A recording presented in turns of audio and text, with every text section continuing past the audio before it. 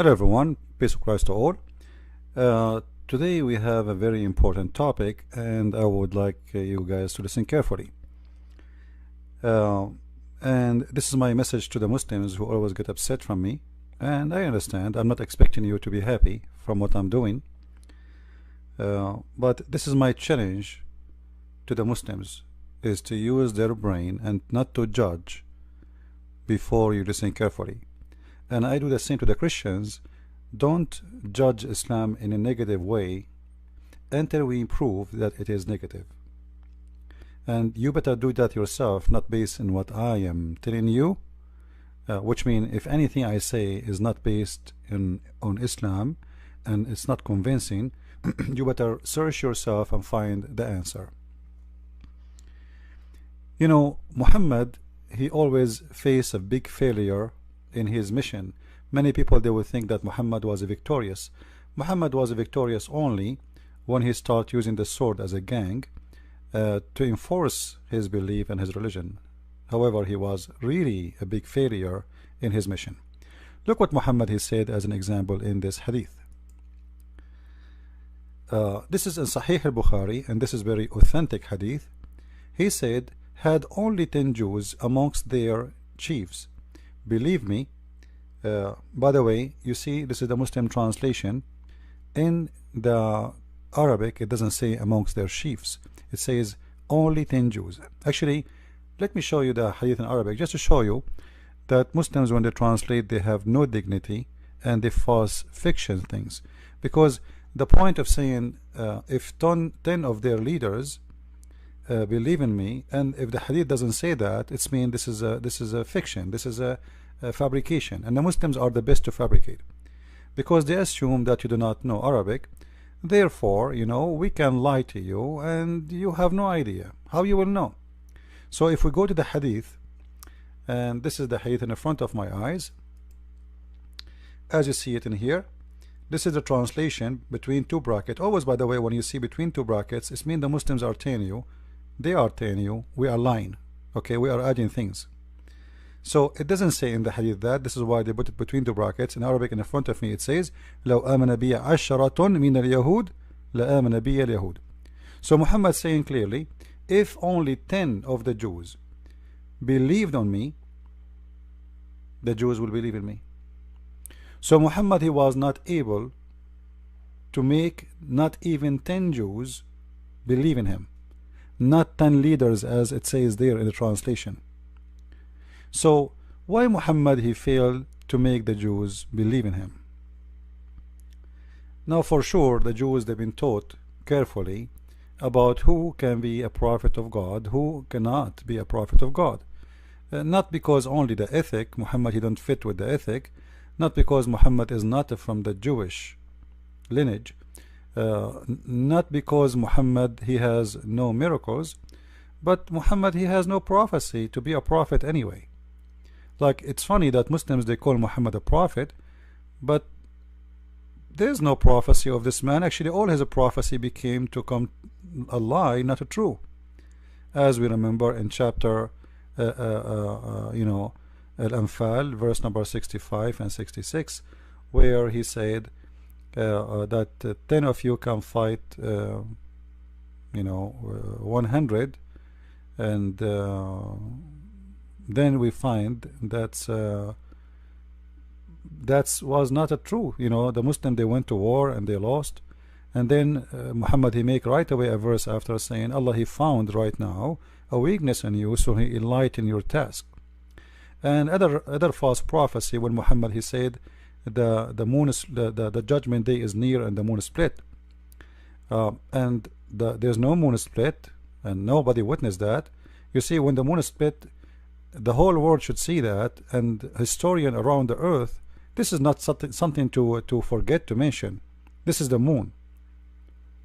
And just to remind you, if the moon is split in Arabia, people in Europe, they will see it in the same time, because zone time is very close to each other.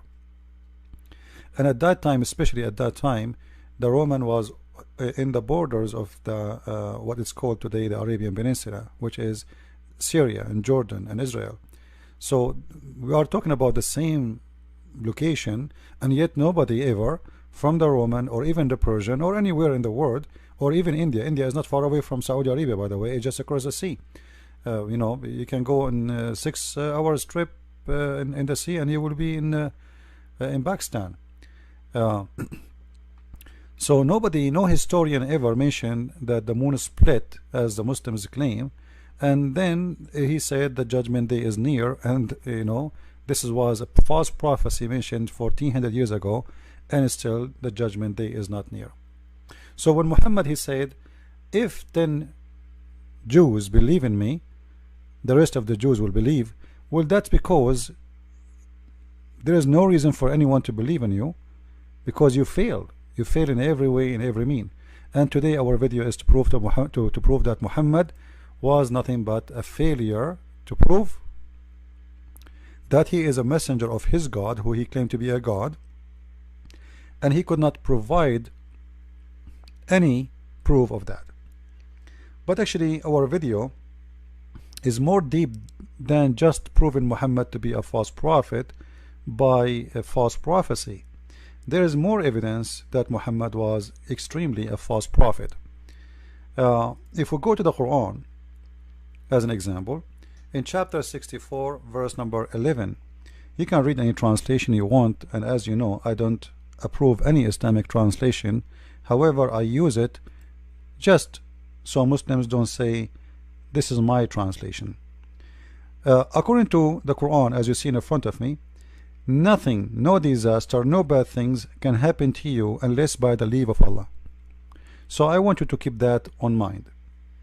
No bad thing ever can happen to you except by the leave of Allah.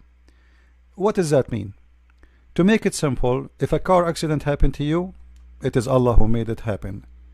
If somebody kill you, it's Allah who made it happen.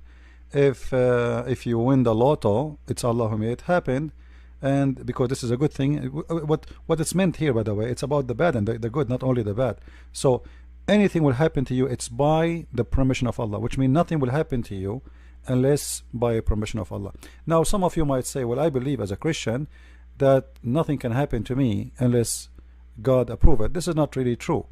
You see, God, he created us in this earth, and he, you know, he gave us a free will to do things, and free will mean I can do things without his intervene.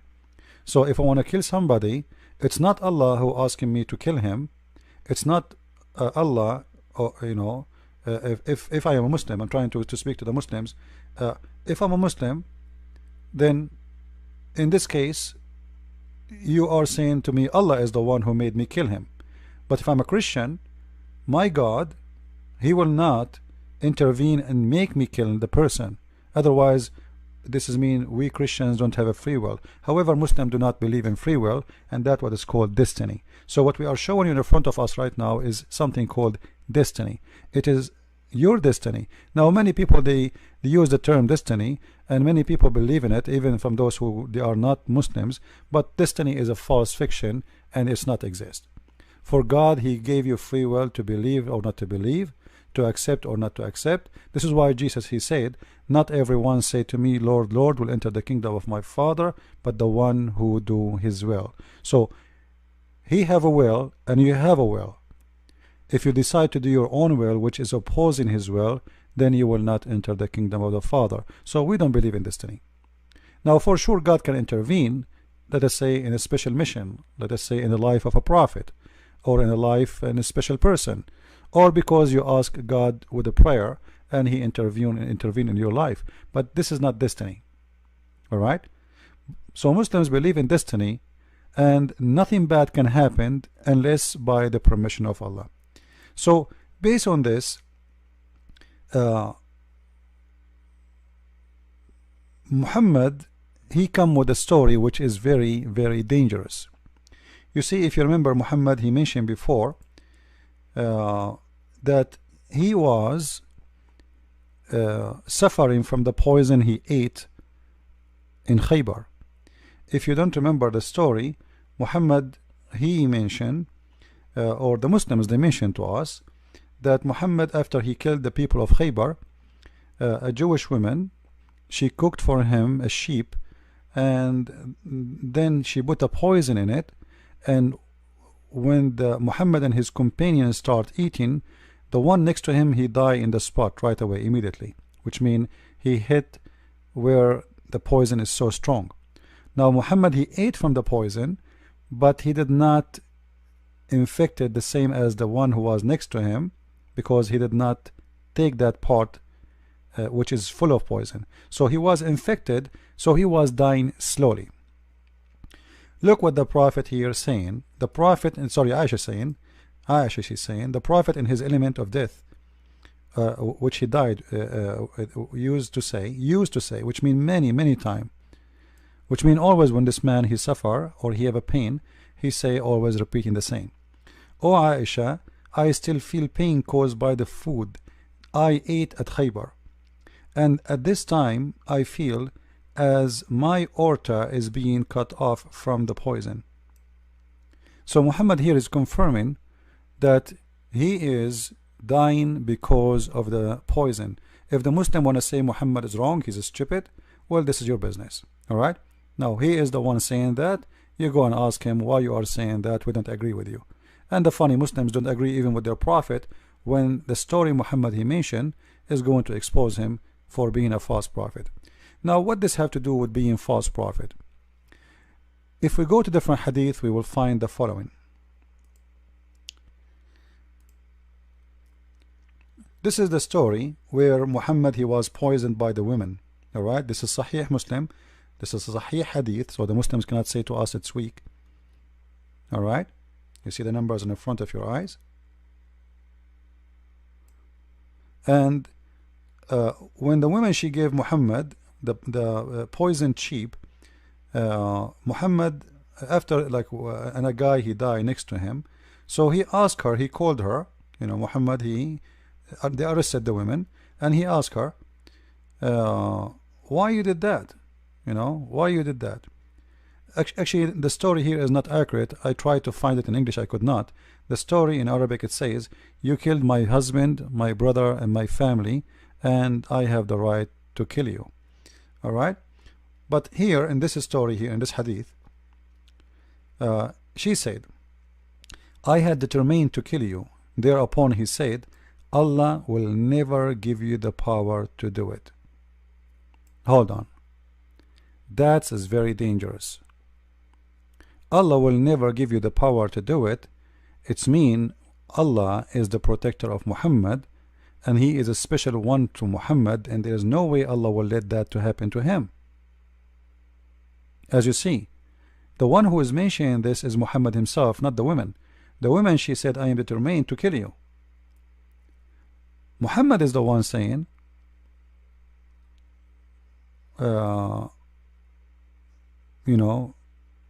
if I am, this will never happen to me, because simply I am a prophet of God. I am protected by God. Now the story here, they have many ending. Like here they say they did not kill her right away, and some story they say she became a Muslim. Some story they killed her. It says they killed her because she killed his companion immediately, based on that poison. So there is many stories about it. All right. Now here, look what it says here, that they are mentioned even in this hadith that Muhammad, he always speak about the poison is affecting his vulva sorry, in his artery, and always he is suffering from the pain of this poison. Now Muhammad, when he said Allah will never allow you or will never give you power to do it, and then we find this hadith where it says that the food I ate in Khaybar is killing me, the poison I ate in Khaybar is killing me. That's mean Muhammad is he made a false statement in that story there. Do you see what I'm saying? If he is saying Allah will never allow you to do that, but as we see, the result is the opposite. The result is it happened. Obviously Allah, He allowed it to happen if Allah is exist. Then Muhammad and the Muslims need to explain to us how Muhammad, he claimed that he is a prophet of God, and he don't say anything unless it's coming from God, and then he say two things contradicting each other. Actually, the story is more deep than this, because there's many hadith about this story, as we see in front of us here. I will try to make the text bigger in this page. All right, you will see the woman when she killed Muhammad. This is one of the hadith. You see, there's many hadith here in front of us. He asked her, why I wanted to kill you. He said Allah would not let you do that. They said, shall we kill her? He said no. Now in different hadith right away it says that they killed her because they have a disagreement about if they killed her or not. Then as you see here, the report differ as to whether or not she was killed. It seemed that the Prophet etc. did not kill her at the first, but then he killed her later. Alright, so in the beginning he did not kill her right away, but then he executed her, alright, for a punishment. Now the question here, the you know, in the story, when Muhammad, he asked her, what made you do that? Look what she said. Read with me please. We wanted to know if you are a liar, in which case we would have got rid of you, and if you are a prophet, then the poison would not harm you. That's extremely dangerous. Let me be sure it is more clear for you guys in the screen. Let us do it this way. I'm making the text bigger so you guys can see it better. All right, I hope it's clear. So she is trying to determine if he is a prophet or not, and what she will do is going to confirm that if he is a prophet, God will save him. If he is not, we will get rid of this gang, this criminal who killed my family, who killed my husband, who killed my brother, who killed my kids, who killed hundreds of my tribes.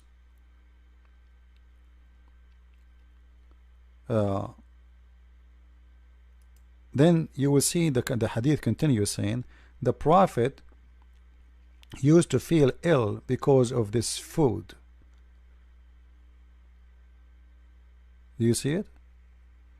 Used to feel, so the poison already made a damage and Muhammad was dying slowly. But this is mean that the test the woman she did, it was a very confirming test, because she said here, we wanted to know if you were a liar, in which case we would have get rid of you, and if you are a prophet, then the poison would not harm you, which means God will save you and you will not die because of it. But Muhammad, he confirmed that he died because of the poison. Now we know there is a verse in the Quran where Muhammad he said, and supposedly this is his God talking, if you remember, Muhammad, he made a chapter 69 verse number 46, and you can read a few verses before it. He said, supposedly Allah saying that if Muhammad is a fabricating Quran, we are going to cut his artery. Alright, now if he is, this is a message we send down from the Lord of the world, which is very strange, and the proof that Islam is nothing but a scam, because if the one is talking is Allah, why Allah says this is a message sent down from the Lord of the world? Who are you, the one is talking? I thought you are the Lord of the world. And then if the messenger were invent any saying in our name, we would certainly seize him from his right hand, and we should certainly then cut off his artery of his heart. But hold on, this is exactly what the hadith is saying. Muhammad saying, I feel my aorta is cutting off.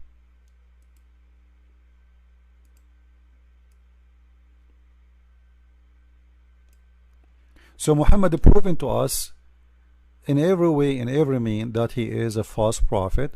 Even the action proving it, even the promise he make proving it. Because when you say to the women, Allah will never allow that to happen to me, Allah will not let that to happen to me, Allah will never give you power to do it.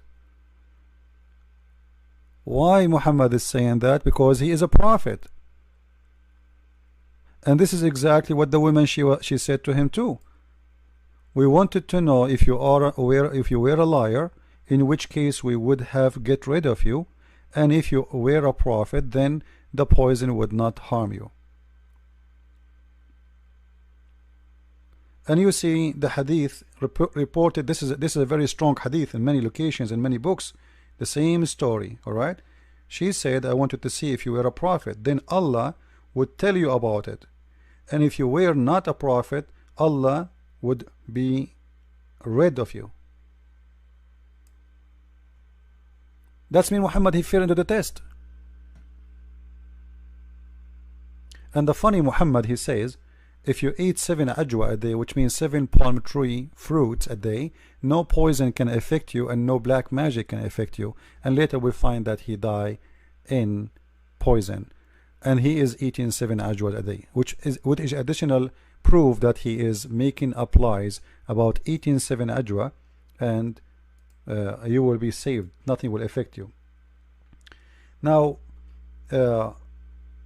as long we prove in the Quran that every bad thing happened to you by the will of Allah, and everything happened to you by the will of Allah, and even Muhammad, he made a hadith about it, as you see in the front of you.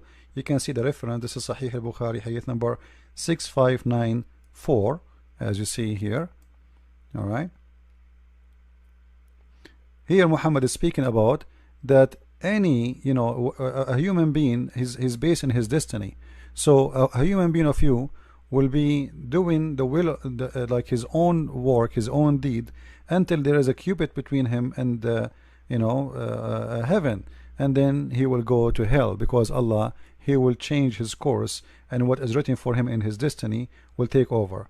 So the one who will go to fire, he will go to hell, to heaven, and the one who will go to heaven, he will go to fire, because at the end of the day, it is not your deeds, it's not your work, it's what Allah wrote for you. But this is mean that what happened to Muhammad, as we showed you in the Quran, that's no bad thing, no harm can happen to you unless it is the permission of Allah. That's mean the death of Muhammad was happened by the order of Allah.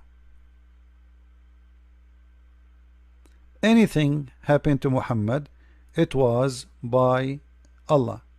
You can read any translation you want, but it's very clear. All right, any translation you want. This is mean that Muhammad, he was killed, if Allah exists for real, and if this verse is true, that mean Muhammad was killed by Allah, not by this woman.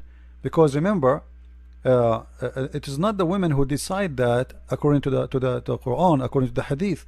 It is Allah. Allah is using the women to kill Muhammad. Allah is using the women to kill Muhammad, which means the one who really killed Muhammad is Allah, not the women. As you see in that hadith here, hold on, it says here, then the soul breathed into him, etc., by Allah permission, etc., and then or a man may do the deeds of people of the fire till there is only one cubit of or an arm beneath, or a distance between him and the fire, and then but then that written which Allah, he ordered, which means before you created you, proceed, and he does the deeds of people of paradise, and he enter paradise. So you do the bad deed by your will,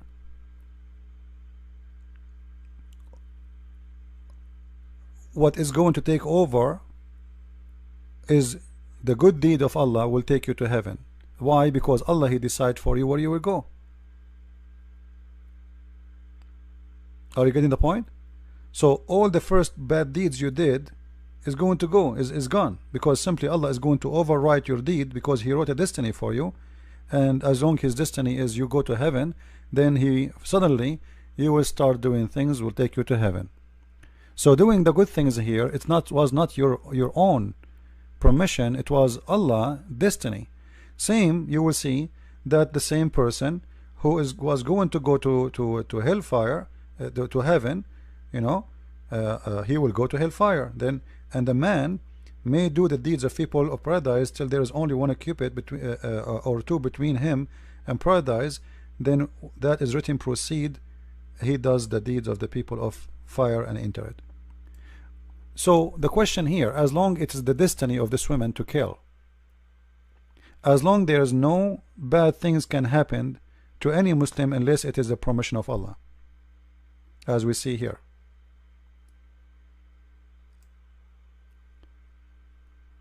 And as long Muhammad, he said, Allah will never allow such a thing to happen to me. And then we find that Muhammad, he died by the poison which he ate in Khaybar. All of this proves that Muhammad is a false prophet, especially even the poison itself was given as a test to see if he's a prophet or not. If this guy is a prophet, he's not done with his mission, you know, he's a prophet, he have to continue, then there is no way Allah will allow me to kill him. But he died from the poison. Actually, he died more painful pain because he was dying slowly. So Allah did not save him, and the poison affected him badly. And immediately you see in the hadith, it's speaking clearly that always he feel bad and he feels sick because what happened to him in that story. So Muhammad, he failed the test of the women. Muhammad failed his own test when he said Allah will never allow such a thing to happen to me. He will never give you power over that, and obviously she got the power to do that, which means Allah protection is false protection, and him promising that Allah will protect him is a false promise, and that make him a false person who make false claim, and he is a liar. So all of this will lead us to very simple question. Who is the one he killed Muhammad? Based on the reference we showed you, it was Allah, if Allah is a true God. Based on my understanding, Allah is not exist, and the one who killed Muhammad was a woman, and Muhammad, by saying all those statements about himself from his own mouth, Allah will never give you power, Allah will never allow such a thing to happen to me, and you know, I'm protected, and there's no bad thing in this earth can happen without permission from Allah, and etc. And then we find that he died by the poison of this woman, and this woman, even she said clearly that this was a test to see if you are a prophet or not. If you are not a prophet, you will die from the poison, and if you are, your God will protect you. And all of those things gave Muhammad failure in every way, in every mean. So I wanted to share this video with you, and at the end of this video I would like to remind people who ask me how we can help in donation. Simply, the donation is very simple, guys. We have this address. You can go here where you can share your donation. You can start with $1 a month, which means $12 a year. Consider yourself inviting me for a cup of coffee to help us in our mission. However, if you are willing to do more, it's up to you, but this is how it starts, and you can cancel it anytime you want. Now the website is very easy to work with. You can cancel anytime your donation, and you can edit it, which means you can increase, you can decrease. Let us say you said this month I want to give $1, next month you said I want to make it $2. You just log to your account and you can change, and even you can log in by using a nickname, which means even from my side I will not know who you are. The information you enter about your finance is going to be between you and the company, not me. So from my side only I can see a nickname. So you can even create a nickname like same as nickname forever, whatever you want to. You can call yourself Tom and Jerry if you want. So it's very simple, very easy, and we appreciate those people who they are helping us. And I will see you with more videos. Christ is Lord, Islam is false. I mean to that. Thank you.